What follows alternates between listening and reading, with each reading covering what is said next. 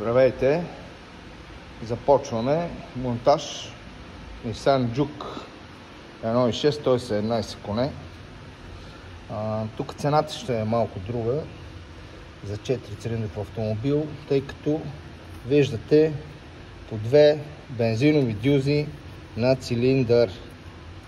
Значи, тази кола се прави с специална електроника, която е 8 бензинови дюзи, които командват 4 газови. После ще видите, свалили сме колектора, тъй като е невъзможно да я направим добре без да свалим колектора. После ще ви покажем и самия монтаж. Nissan Juke 1.6 бензин, вече монтиран с KME Експерт. 4 газови дюзи, управлявани от 8 бензинови дюзи. Ето газовия компютър. Това е газовия компютър. Тук всички връзки към инсталацията на автомобила.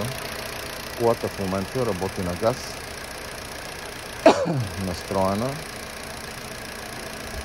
И искам да ви кажа, че KME не са, според много от хората, някакви топ газови уредби. Но поляците са надминали всички маркови уредби, като Ланди, Берце и така нататък. Поляците са много напред. Разработили се софтуер специално за такъв автомобил, благодарение на което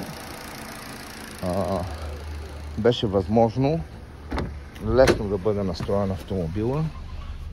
Ето, показвам ви.